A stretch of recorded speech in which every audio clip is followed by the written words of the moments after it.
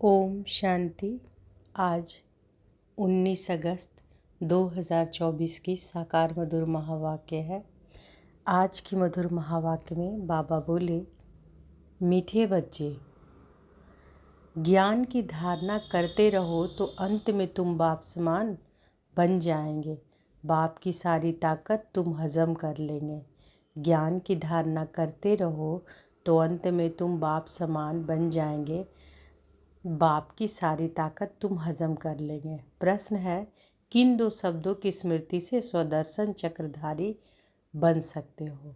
किन दो शब्दों की स्मृति से स्वदर्शन चक्रधारी बन सकते हो? उत्तर में है उत्थान और पतन, सतो प्रधान और तमो प्रधान, शिवालय और वेश्यालय। यह दो बातें स्मृति में रहे तो तुम स्वदर्शन चक्रधारी बन जाएंगे। तुम बच्चे अभी ज्ञान को यथार्थ रीति जानते हो। भक्ति में ज्ञान नहीं है, सिर्फ दिल खुश करने की बातें करते रहते हैं। भक्ति मार्ग है दिल खुश करने का मार्ग। तो किन दो शब्दों की स्मृति से स्वदर्शन चक्रधारी बन सकते हैं? तो उत्थान और पतन, सतो प्रधान और तमो प्रधान, शिवालय और वेश्यालय। यह दो बात अगर स्मृति में रहे तो स्वदर्शन चक्रधारी बन जाएंगे। बाबा बताते हैं, तुम बच्चे अभी ज्ञान को यथार्थ रीति जानते हो। भक्ति में ज्ञान नहीं है, सिर्फ दिल खुश करने वाली बातें करते हैं। भक्ति मार्ग ही है दिल खुश करने का मार्ग। ओम शांति। मीठे मीठे रूहानी बच्चों प्रति बाप बैठ समझाते हैं। अब तुम बच्चों के लिए बाप कहते हैं कि तुम कितने ऊंचे थे। उत्थान और पतन का यह खेल है। उत्थान और पतन का यह खेल है। तुम्हारी बुद्धि में अब है कि हम कितने उत्तम और पवित्र थे, अब कितने नीच बन गए हैं। देवी देवताओं के आगे तुम ही जाकर कहते हो कि आप ऊंच हो, हम नीच हैं।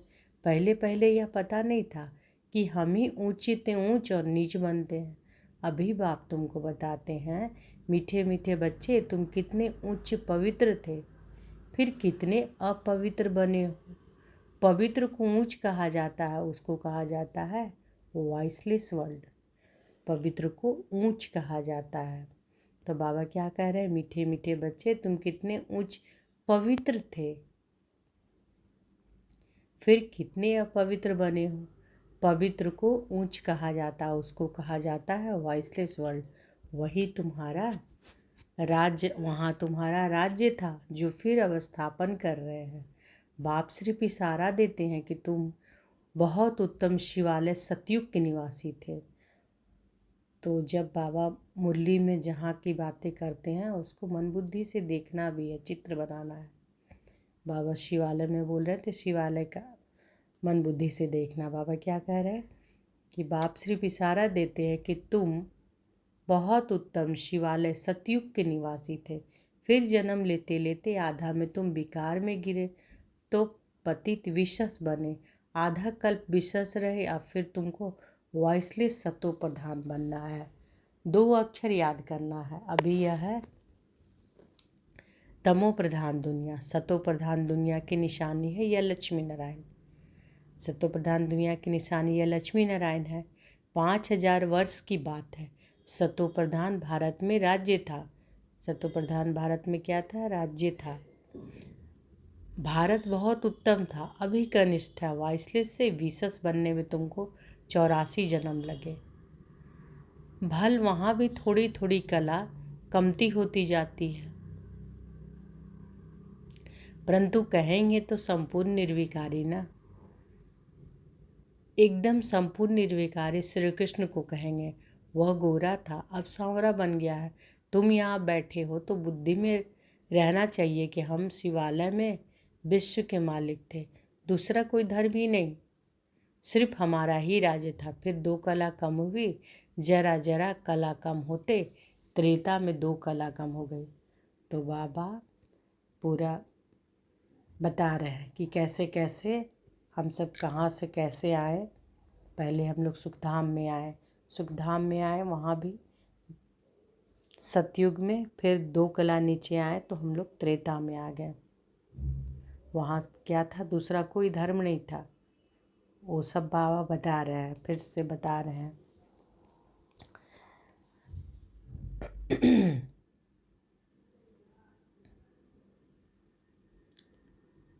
स्व का दर्शन करवा रहे हैं, स्व दर्शन चक्रधारी बोलते हैं ना, स्व का दर्शन करा रहे हैं। तो बाबा कहते त्रेता में 2 कला कम हो गई, पीछे विशस बनते हैं और गिरते गिरते छीछी बन जाते हैं। इसको कहा जाता है विशस वर्ल्ड। विषय वैतरणी नदी में गोते खाते रहते हैं, वहाँ क्षीर सागर में रहते थे। तुम सारे वर्ल्ड की हिस्ट्री ज्योग्राफी को, अपने 84 जन्मों की कहानी को भी समझ गए हो। हम वॉइसलेस थे, इनके राज्य में थे, पवित्र राजाई थी, उसको कहेंगे फूल स्वर्ग, फिर त्रेता में सेमी स्वर्ग। यह बुद्धि में तो है ना। बाप ही आकर सृष्टि के आदि मध्य अंत का राज समझाते हैं। मध्य में ही रावण आया है, फिर अंत में इस विशेष दुनिया का विनाश होगा। रावण कब आया है? मध्य में, और अंत में यह विशेष दुनिया का विनाश होगा। फिर आदि में जाने के लिए पवित्र बनना है। अपने को आत्मा समझ मामेकम याद करो। अपने को आत्मा समझकर मामेकम याद करो।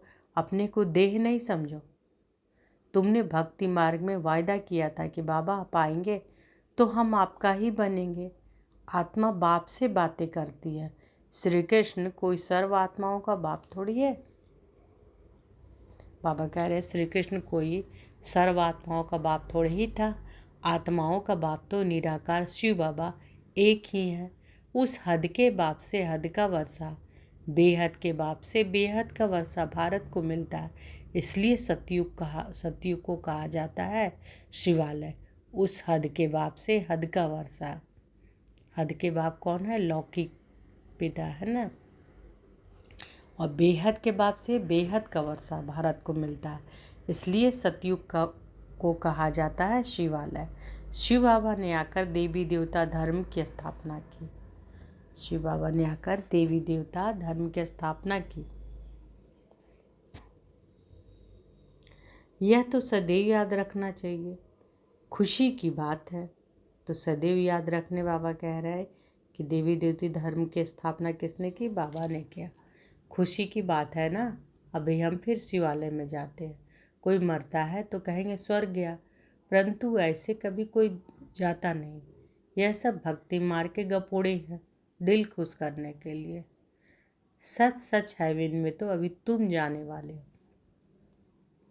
वहाँ कोई रोग आदि होते नहीं, तुम सदैव हर्षित रहते हो।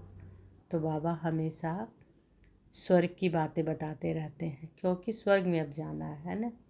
पहले शरीर छोड़ेंगे तो कहाँ जाएंगे? पहले शांति धाम, परम धाम, फिर वहाँ से सुखधाम आएंगे। तो सुखधाम की बाबा बातें हमेशा बताते हैं। और आज क्या करवा रहे हैं बाबा? आज पूरा स्वदर्शन। बाबा कह रहे हैं ना कि स्वदर्शन चक्रधारी बनना है, तो स्व का दर्शन करा रहे हैं कि बाबा कि कैसे कैसे हम सब आए, और हम सबों का बता रहे हैं सारा बाबा। तो बाबा कहते हैं कि श्री कृष्ण कोई सर्व आत्माओं का बाप थोड़े ही था। आत्माओं का बाप तो निराकार शिव बाबा एक ही है। उस हद के बाप से हद का वर्षा, बेहद के बाप से बेहद का वर्षा भारत को मिलता है। इसलिए सतयुग को कहा जाता है शिवालय। शिव बाबा ने आकर देवी देवता धर्म की स्थापना की। यह तो सदैव याद रखना चाहिए। खुशी की बात है ना। अभी हम फिर शिवालय में जाते हैं। कोई मरता है तो कहेंगे स्वर्ग गया, परंतु ऐसे कभी कोई जाता नहीं। यह सब भक्ति मार के गपोड़े हैं, दिल खुश करने के लिए। सच सच है इनमें तो अभी तुम जाने वाले हो। वहाँ कोई रोग आदि होते नहीं, तुम सदैव हर्षित रहते हो। तो बाप कितना सहज करके छोटे छोटे बच्चों को जैसे बैठ समझाते हैं। भल बाहर में कहाँ भी रहते तुम पद पा सकते हो। इसमें पवित्रता तो पहले मुख्य है। खान पान शुद्ध हो। देवताओं के आगे कभी सिगरेट बीड़ी आदि का भोग लगाते हो क्या?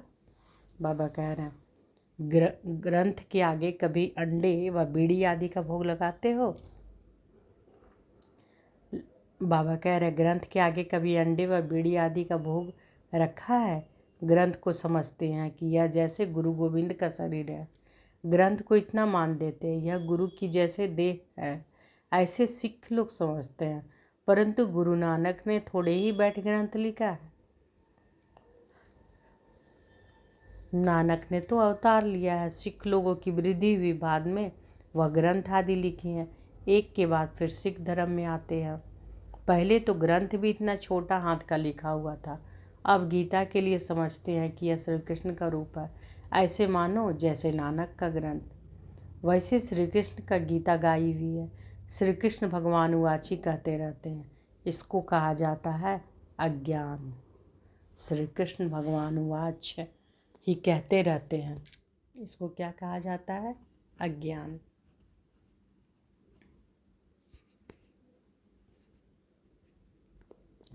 ज्ञान तो एक परमपिता परमात्मा में ही है। गीता से ही सद्गति होती है। वह ज्ञान तो बाप के पास ही है। ज्ञान से दिन, भक्ति से रात होती है। अब बाप कहते हैं कि आत्मा को पवित्र बनाना है, उसके लिए मेहनत करनी पड़े। माया के तूफान ऐसे ज़बरदस्त आते हैं जो ज्ञान एकदम उड़ा जाता है, किसी को बोल भी ना सके। पहला काम विकार की बहुत तंग करता है, उसमें ही टाइम लगता है तो सेकंड में जीवन मुक्ति की बात। बच्चा पैदा हुआ और मालिक बना। तुमने पहचाना शिव बाबा आया हुआ है और वर्षे के हकदार बने। तो बाबा क्या करे, बच्चा पैदा हुआ और मालिक बना, यानी तुमने पहचाना शिव बाबा आया हुआ है और वर्षे के हकदार बने। गीता भी शिव बाबा ने ही गाई थी। उसने ही कहा है मामेकम याद करो, मैं इस साधारण तन में आता हूँ। श्री कृष्ण साधारण थोड़े ही है। वह तो जन्म लेते हैं तो जैसे बिजली चमक जाती है, बहुत प्रभाव पड़ता है। इसलिए श्री कृष्ण का अब तक भी गायन करते हैं। बाकी शास्त्र आदि सब भक्ति मार्ग के हैं, इंग्लिश में फिलॉसफी कह देते हैं। स्पिरिचुअल नॉलेज तो स्पिरिचुअल फादर ही दे सकते हैं। तो स्पिरिचुअल नॉलेज कौन देंगे? स्पिरिचुअल फादर खुद कहते हैं मैं तुम्हारा स्पिरिचुअल फादर हूँ, ज्ञान का सागर हूँ। तुम बच्चे भी बाप से सीख रहे हो, ज्ञान को धारण कर रहे हो। फिर पिछाड़ी में बाप मिसल बन जाएंगे। सारा मदार धारणा पर है। फिर वह ताकत आ जाएगी बाप की याद से। फिर वह ताकत कैसे आएगी? बाप की याद से। याद को जौहर कहा जाता है। तलवारों में भी तो फर्क होता है ना। वही तलवार 100 रुपये वाली भी होती, वही तलवार 3-4 हज़ार की होती है। बाबा तो अनुभवी है ना। तलवार का बहुत मान होता है। गुरु गोविंद सिंह की तलवार का कितना मान है। तो तुम बच्चों में भी योग का बल चाहिए, तो ज्ञान तलवार में जौहर चाहिए। जौहर आने से फिर जल्दी समझेंगे। ड्रामा अनुसार तुम मेहनत करते रहते हो। जितना जितना बाप को याद करेंगे, याद से ही पाप कटेंगे। पतित पावन बाप ही युक्ति बता रहे हैं। फिर कल बाद भी ऐसे ही आकर तुमको ज्ञान देंगे। इनको ही सब त्याग कराकर ऐसे ही अपना रथ बनाएंगे। तुम बच्चों को वहाँ कितनी कशिश हुई, कैसे सब भागे। बाप में कशिश है ना। अभी तुमको भी ऐसा संपूर्ण बनना है, नंबरवार ही बनेंगे। यह राजधानी स्थापन होती है। सृष्टि चक्र को तो समझ लिया है, सतयुग आदि से कलयुग अंत तक। तो बाबा कह रहे सृष्टि चक्र को तो समझ लिया है, सतयुग आदि से कलयुग अंत तक। अभी है संगम युग। बाप को भी जरूर आना पड़े पावन बनाने। पावन अर्थात सतो प्रधान। फिर खाद पड़ती गई, अब वह खाद निकले कैसे? आत्मा सच्ची होती है तो जेवर भी सच्चा अर्थात गोरा शरीर होता है। आत्मा झूठी बनती है तो शरीर भी पतित होता है। ज्ञान के पहले तो यह भी नमन बंदन करते थे। लक्ष्मी नारायण का बड़ा चित्र ऑयल पेंट का गद्दी पर लगा रहता था। उनको ही बहुत प्यार से याद करते थे और कोई की याद नहीं। बाहर और तरफ ख्याल जाता था तो अपने को चमाट मारते थे। ब्रह्म बाबा के बारे में बोल रहे हैं बाबा। मन भागता क्यों है, दर्शन क्यों नहीं मिलता है? भक्ति में था ना। फिर जब विष्णु को दर्शन हुआ तो भी कोई नारायण थोड़ी हो गया। पुरुषार्थ तो जरूर करना होता है। एम ऑब्जेक्ट तो सामने खड़ी है, एम ऑब्जेक्ट तो सामने खड़ी है। यह चैतन्य में थी जिनका जड़ चित्र बनाया है। बाप आया है पावन बनाने, नर से नारायण बनाते हैं। तुम भी उन्हीं की राजधानी में थे, फिर ऐसा बनने का पुरुषार्थ करते हो, तो अच्छी रीति फॉलो करना चाहिए। ब्रह्मा को देवता थोड़े ही कहा जाता है, विष्णु देवता ठीक नहीं है। मनुष्यों को तो कुछ पता नहीं, कहते हैं गुरु ब्रह्मा गुरु विष्णु। अब विष्णु गुरु किसका हुआ? सबको गुरु कहते रहते हैं। शिव परमात्माय नमः, उनको गुरु उनको परमात्मा कहा जाता है। शिव परमात्माय नमः, उनको गुरु उनको परमात्मा कहा जाता है।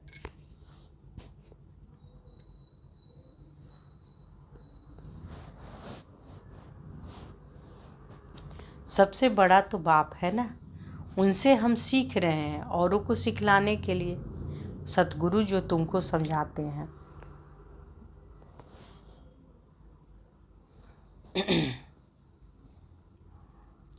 सतगुरु जो तुमको समझाते हैं वह तुम औरों को समझाते हो। गुरु को ऐसे नहीं कहेंगे कि यह बाप है, टीचर है, नहीं तो यह सारी नॉलेज तुम्हारी बुद्धि में होनी चाहिए। हम शिवालय में थे तो बाबा क्या कह रहे हैं कि शिव परमात्माय नमः, उनको गुरु उनको परमात्मा कह देते हैं। सबसे बड़ा तो बाप है ना।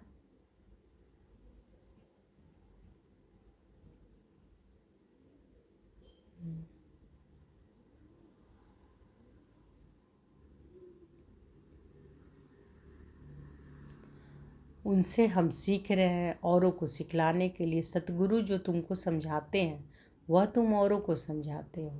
गुरु को ऐसे नहीं कहेंगे कि यह बाप है, टीचर है। गुरु को कहेंगे क्या? नहीं तो यह सारी नॉलेज तुम्हारी बुद्धि में होनी चाहिए। हम शिवालय में थे, अभी वेश्यालय में पड़े हैं, फिर अब शिवालय में जाना है। भल कहते हैं कि ब्रह्म में लीन हो गया, ज्योति ज्योत समाया, परंतु आत्मा तो अविनाशी है। हर एक में अपना अपना पार्ट भरा हुआ है। सब एक्टर्स हैं, उनको अपना पार्ट बजाना ही है। वह कभी मिट नहीं सकता। जो भी सारी दुनिया की आत्माएं हैं उनको पार्ट बजाना है। जैसे कि नए से शूटिंग होती है, परंतु यह अनादि शूटिंग पड़ी हुई है। यह वर्ल्ड की हिस्ट्री ज्योग्राफी रिपीट होती रहती है। यह वंडरफुल सितारा है जो भ्रिकुटी के बीच चमकता है, कभी घिसता ही नहीं। यह ज्ञान तुम्हारे में आगे नहीं था। वंडर ऑफ वर्ल्ड, हेवन अथवा स्वर्ग नाम सुनकर दिल खुश होता है। अभी तो सतयुग है नहीं, अभी है कलयुग, तो पुनर्जन्म भी कलयुग में ही लेंगे। जाना तो सबको जरूर है, परंतु पतित आत्माएं तो जा ना सके। अभी तुम बच्चे पावन बनते हो योग बल से। पावन दुनिया गॉडफादर ही स्थापन करते हैं, फिर रावण हेल बनाते हैं। यह तो प्रत्यक्ष है ना, रावण को जलाते हैं ना। मनुष्य तो कहते हैं कि यह अनादि चला आता है, परंतु कब से शुरू होता यह भी किसी को पता नहीं। आधा आधा तो कर ना सके, क्योंकि लाखों वर्ष कह देते हैं, कलयुग को फिर 40,000 वर्ष कह देते हैं। तो मनुष्य घोर अंधियारे में है ना, अज्ञान नींद से जागना पड़े मुश्किल है, जागते ही नहीं है। अभी है संगम युग, जबकि बाप आकर पावन बनने की युक्ति बताते हैं।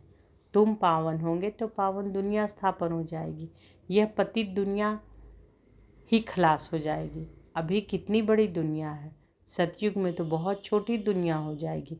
अब माया पर जीत पाकर पावन जरूर बनना है। बाप कहते हैं कि माया बड़ी दुस्तर है, पावन बनने में ही अनेक प्रकार के बिघन डालती है। पवित्र बनने की हिम्मत रखते हैं, फिर माया आकर क्या हाल बना देती है, घूसा लगाकर गिरा देती है, की कमाई खत्म कर देती है। फिर बहुत मेहनत करनी पड़ती है। कोई तो गिरते हैं फिर मुंह भी नहीं दिखाते हैं, फिर इतना ऊंच पद पा ना सके। पुरुषार्थ पूरा होना चाहिए, फेल नहीं होना चाहिए, इसलिए कोई गंधर्वी विवाह भी करके दिखाते हैं। सन्यासी लोग कहते हैं शादी की और पवित्र रही, यह तो इम्पॉसिबल है। बाप कहते हैं पॉसिबल है, क्योंकि प्राप्ति बहुत है। यह अंतिम एक जन्म तुम पवित्र बनेंगे तो तुमको स्वर्ग की बादशाही मिलेगी। तो बाबा क्या करें, यह अंतिम एक जन्म तुम पवित्र बनेंगे तो तुमको स्वर्ग की बादशाही मिलेगी। क्या इतनी बड़ी प्राप्ति के लिए तुम एक जन्म पवित्र नहीं रह सकते हो? कहते हैं बाबा हम जरूर रहेंगे। सिख लोग भी पवित्रता का कंगन डालते हैं। यहाँ कोई धागा आदि बांधने की दरकार नहीं है, यह तो बुद्धि की बात है। बाप कहते हैं मामेकम याद करो। बच्चियाँ बहुतों को सुनाती है, परंतु बड़े आदमियों की बुद्धि में बैठता थोड़े ही है। बाप कहते हैं कि पहले उनको अच्छी रीति से समझाओ। यह सब प्रजापिता ब्रह्मा की औलाद है। शिव बाबा से वर्षा मिल रहा है, पतित से पावन बनना है। अब बाप कहते हैं कि मामेकम याद करो। ऐसा तो कोई कह ना सके। पहले तो उनकी बुद्धि में बिठाना है। भारत वाइसलेस था, अभी विशेष है, फिर वाइसलेस कैसे बनेगा? भगवान उवाच मामेकम याद करो। बस इतना कहे तो भी अहो भाग्य, परंतु इतना भी कह ना सकेंगे, भूल जाएंगे। बाबा ने समझाया था कि उद्घाटन तो बाप ने कर दिया है, बाकी तुम निमित्त कर रहे हो। तो बाबा क्या करे, उद्घाटन तो बाप ने कर दिया, बाकी तुम निमित्त कर रहे हो। फाउंडेशन लगा दिया है, बाकी अब सर्विस स्टेशन का उद्घाटन होता है। यह तो गीता की ही बात है। गीता भी है, गीता में है ना कि हे बच्चों तुम काम पर जीत पहनो तो ऐसे जगत जीत बनेंगे 21 जन्मों के लिए। गीता में भी है कि हे बच्चों तुम काम पर जीत पहनो तो ऐसे जगत जीत बनेंगे 21 जन्मों के लिए। भल खुद न बने औरों को तो समझाएं। ऐसे भी बहुत हैं और औरों को उठाकर खुद गिर पड़ते हैं। काम महाशत्रु है, एकदम गटर में गिरा देता है। जो बच्चे काम पर जीत पाते हैं वही जगत जीत बनते हैं। अच्छा, मीठे मीठे सिकी लधे बच्चों प्रति माता पिता बाप दादा का याद प्यार और गुड मॉर्निंग। रूहानी बाप की रूहानी बच्चों को नमस्ते। हम सब रूहानी बच्चों की रूहानी माता पिता बाप दादा को याद प्यार गुड मॉर्निंग और नमस्ते नमस्ते नमस्ते। शुक्रिया बाबा, शुक्रिया।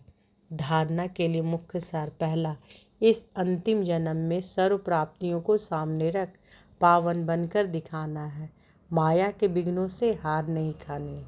दूसरा, एम ऑब्जेक्ट को सामने रख पूरा पुरुषार्थ करना है।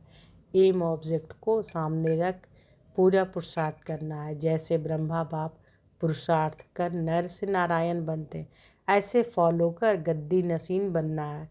आत्मा को सत्व प्रधान बनाने की मेहनत करनी है। तो एम ऑब्जेक्ट क्या है, लक्ष्य क्या है? बाबा कह रहे हैं कि लक्ष्य को सामने रखकर पुरुषार्थ करना है। जैसे ब्रह्मा बाप पुरुषार्थ कर नर से नारायण बनते हैं, ऐसे फॉलो कर गद्दी नसीन बनना है। आत्मा को सत्व प्रधान बनाने की मेहनत करनी है। आज बाबा वरदान दिए हैं तो अनुभव करें कि बाबा का वरद हस्त हमारे सिर पर है। बाबा वरदान दिए, अधिकारी बन समस्याओं को खेल खेल में पार करने वाले हीरो पाटधारी भव। अधिकारी बन समस्याओं को खेल खेल में पार करने वाले हीरो पाटधारी भव। चाहे कैसी भी परिस्थितियां हों, समस्याएं हों, लेकिन समस्याओं के अधीन नहीं। अधिकारी बन समस्याओं को ऐसे पार कर लो जैसे खेल खेल में पार कर रहे हैं। चाहे बाहर से रोने का भी पाठ हो, लेकिन अंदर हो कि यह सब खेल है जिसको कहते हैं ड्रामा, और ड्रामा के तुम हीरो पाठधारी हो। हीरो पाठधारी अर्थात एक्यूरेट पाठ बजाने वाले। इसलिए कड़ी समस्या को भी खेल समझ हल्का बना दो, कोई भी बोझ ना हो। स्लोगन है, सदा ज्ञान के सिमरन में रहो तो सदा हर्षित रहेंगे, माया के आकर्षण से बच जाएंगे। सदा ज्ञान के सिमरन में रहो तो सदा हर्षित रहेंगे, माया की आकर्षण से बच जाएंगे। तो आज की मधुर महावाक्य में बाबा क्या बोले कि ज्ञान की धारणा करते रहो तो अंत में तुम बाप समान बन जाएंगे। बाप की सारी ताकत तुम हजम कर लेंगे। और किन दो शब्दों की स्मृति से स्वदर्शन चक्रधारी बन सकते हो। तो बाबा कौन दो से शब्दों को बोल रहे हैं कि उत्थान और पतन, सतो प्रधान और तमो प्रधान, शिवालय और विश्रालय, यह दो दो बातें स्मृति में रहे तो तुम स्वदर्शन चक्रधारी बन जाएंगे। तो पूरा स्व का दर्शन बाबा करवाए ना। अच्छा, शुक्रिया बाबा, शुक्रिया। ओम शांति।